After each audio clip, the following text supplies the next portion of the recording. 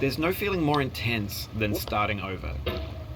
If you deleted your homework the day before it was due, as I have, or if you left your wallet at home and you have to go back after spending an hour in the commute. If you won some money at the casino and then put all your winnings on red but it came up black. If you got your best shirt dry cleaned before a wedding and then immediately dropped food on it. If you won an argument with a friend and then later discovered that they just returned to their original view. Starting over is harder than starting up. If you're not ready for that, like if you've already had a bad day, then what you're about to go through might be too much. Feel free to go away and come back. I'll be here. Alright, thanks for coming with me on this trip. I'll understand if you have to take a break at any point. Just find a safe place to stop and quit the game. And don't worry, I'll save your progress, always, even your mistakes. This game is a homage to a free game that came out in 2002 titled Sexy Hiking. The author of that game was Jazzuo, a mysterious Czech designer who was known at the time as the father of B games. And B games are rough assemblages of found objects.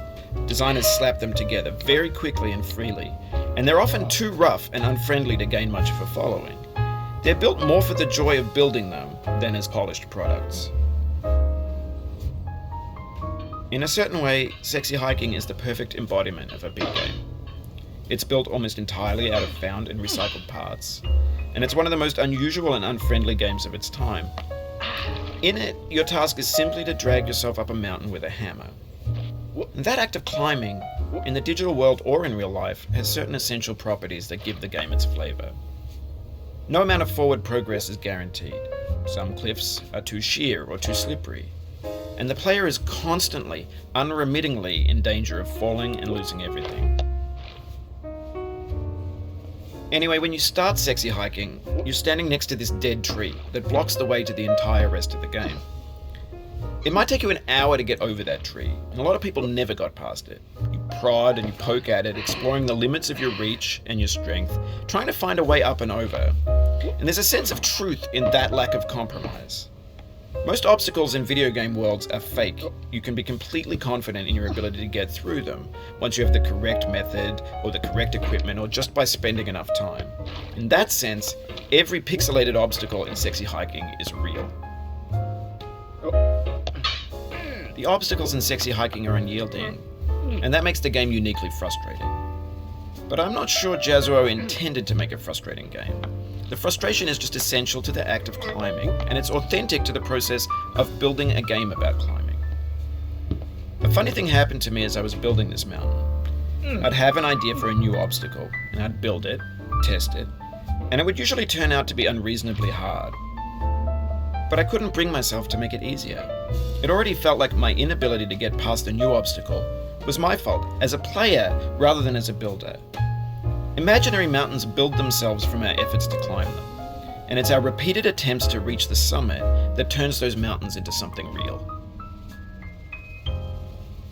When you're building a video game world, you're building with ideas, and that can be like working with quickset cement. You mold your ideas into a certain shape that can be played with, and in the process of playing with them, they begin to harden and set until they're immutable, like rock. And at that point, you can't change the world. Not without breaking it into pieces and starting fresh with new ideas. For years now, people have been predicting that games would soon be made out of prefabricated objects, bought in a store and assembled into a world.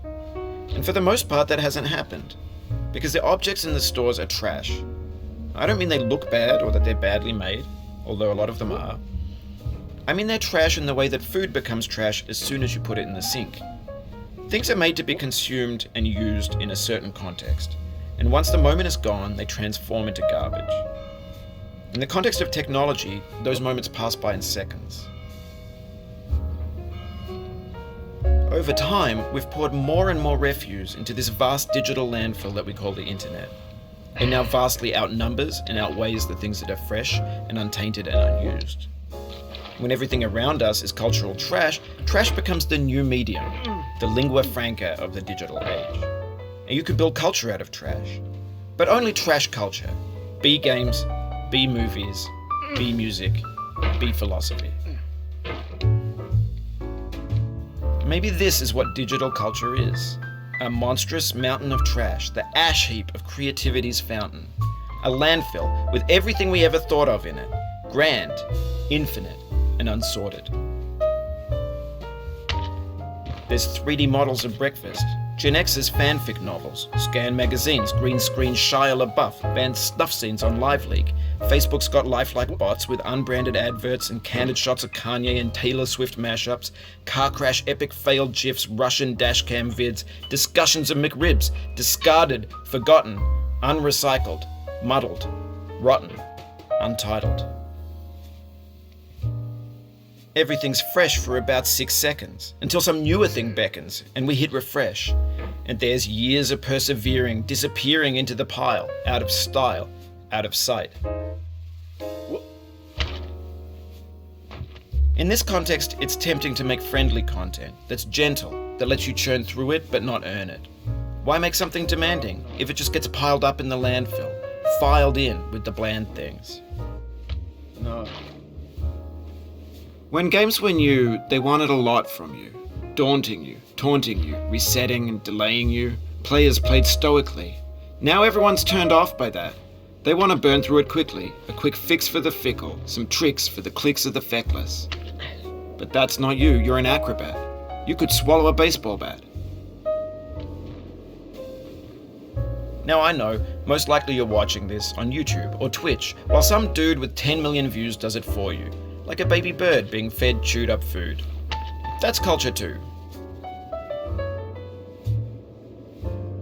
But on the off chance that you're playing this, what I'm saying is, trash is disposable, but maybe it doesn't have to be approachable.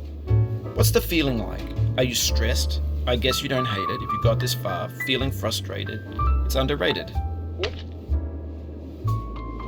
An orange is sweet, juicy fruit locked inside a bitter peel. That's not how I feel about a challenge. I only want the bitterness. It's coffee. It's grapefruit. It's licorice. It feels like we're closer now. Composer and climber, designer and user. You could have refused, but you didn't. There was something in you that was hidden, that chose to continue. It means a lot to me that you've come this far, endured this much. Every wisecrack, every insensitivity, every setback you've forgiven me is a kingly gift that you've given me. We have the same taste, you and I. It's not ambition, it's ambition's opposite. An obdurate mission to taste defeat. You'll feel bad if you win, so I put this snake in for you. Have you thought about who you are in this? Are you the man in the pot, Diogenes? Are you his hand? Are you the top of his hammer? I think not. Where your hand moves, the hammer may not follow, nor the man, nor the man's hand. In this you're his will, his intent, the embodied resolve in his uphill ascent.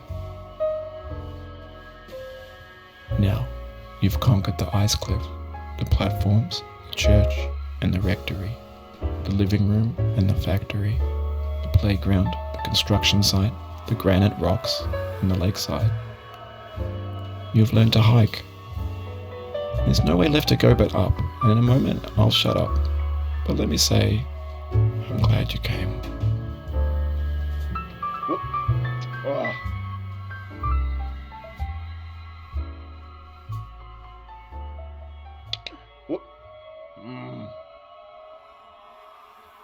I dedicate this game to you, the one who came this far. I give it to you with all my love.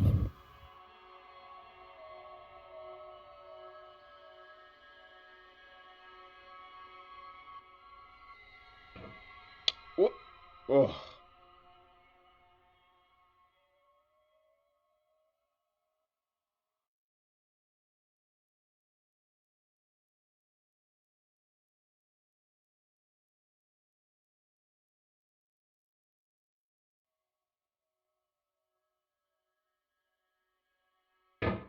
What?